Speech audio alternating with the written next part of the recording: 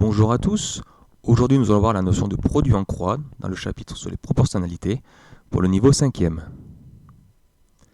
Alors on va faire une petite introduction et on va prendre par exemple un exemple sur le prix d'un magasin de jeux. Donc on a un tableau ici sur deux lignes, le nombre de jeux achetés et le prix à payer en euros. Donc pour 2 euros, 2 jeux achetés ça coûte 10 euros, pour 3 15, pour 4 20 et pour 7 35. Donc dans une précédente vidéo, on a vérifié par des calculs que c'est bien une situation de proportionnalité. On a calculé le coefficient de proportionnalité ici et on a vu que c'était x5. Donc on a vu que le prix des jeux est bien proportionnel au nombre de jeux achetés. On va faire quelques calculs. Ici, on va prendre ces quatre nombres ici dans ce tableau et on va faire des produits en croix. Produit, je rappelle que c'est le résultat d'une multiplication. Donc je vais faire une croix et on va faire des multiplications avec ces nombres-là. Donc on va faire 2 fois 15 qui fait 30 et 10 fois 3 qui fait 30. Donc on remarque en fait que ça fait le même résultat. On va voir si ça marche encore. On va faire une croix pareille, on va faire 3 fois 20 qui fait 60 et 15 fois 4 qui fait aussi 60. Et puis on va tester une dernière fois. On voit que 4 fois 35 qui fait 140 et 20 fois 7 qui fait aussi 140. Donc on remarque que lorsqu'on est dans une situation de proportionnalité, les produits en croix sont égaux. Ça va nous permettre maintenant de calculer des valeurs manquantes dans un tableau lorsqu'on a une situation de proportionnalité. Donc on va faire plusieurs exemples.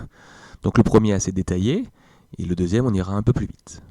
Donc on est bien dans des situations de proportionnalité, donc c'est très important que ce soit marqué dans l'exercice. Et on cherche en fait la quatrième proportionnelle, donc la valeur qui manque dans le tableau.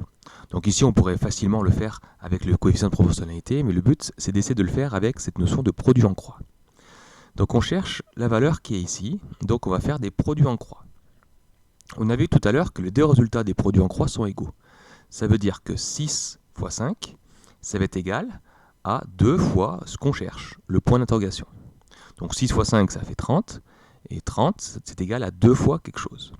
Donc pour trouver le point d'interrogation, on va faire une division, parce qu'on a une multiplication en trou.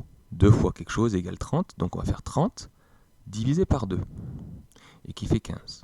Donc on peut remplacer par 15. Donc ce qu'on aurait pu faire également, c'est un calcul peut-être plus rapide, si on comprend un peu comment on peut faire, c'est que pour trouver le nombre qui manque, on va faire 6 fois 5, et qu'on va diviser par 2. C'est bien ce qu'on a fait, parce qu'on a fait 30 divisé par 2, qui revenait à faire 6 fois 5.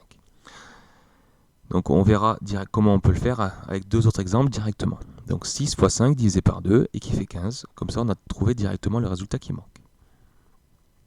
On va faire un autre exemple et pour l'expliquer un petit peu. Donc ici, la valeur qu'on cherche, elle n'est pas au même endroit.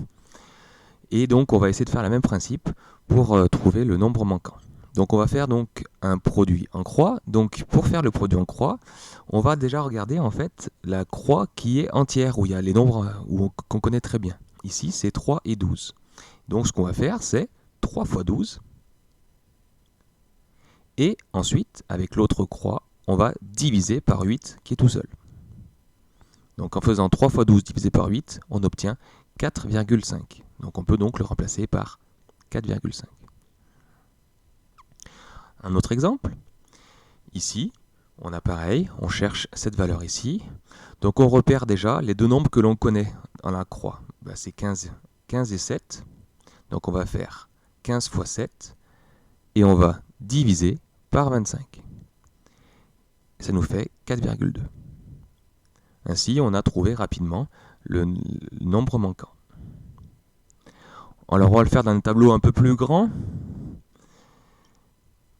Donc toujours des tableaux de proportionnalité. Alors ici, il faut toujours se ramener à 4 nombres. Donc ici, si je cherche cette valeur-là, donc le calcul qu'il faut qu'on fasse, on va le faire directement.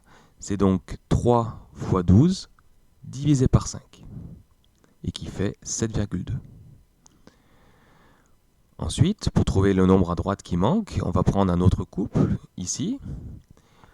Et le calcul qu'il y a à faire, donc pareil, on fait les deux nombres qu'on connaît en diagonale, donc 12 fois 8, et on divise par 5. Ça fait 19,2. Alors ensuite, un petit piège, enfin pas un petit piège, mais une petite difficulté des fois que ça arrive ici. Donc si on a toujours un tableau de proportionnalité, donc le premier nombre au milieu, on peut le trouver assez facilement, hein, ici, donc toujours avec le produit en croix.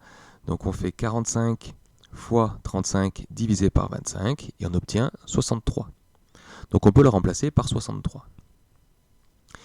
Et pour le nombre qui manque, alors il serait tenté de prendre aussi 35, 63 et 90, mais le souci c'est qu'imaginez que vous soyez trompé dans le calcul d'avant, vous allez forcément vous tromper dans le calcul qui arrive ici, parce que vous allez prendre 63, et si jamais c'était pas 63 la bonne réponse, ben, vous allez vous tromper.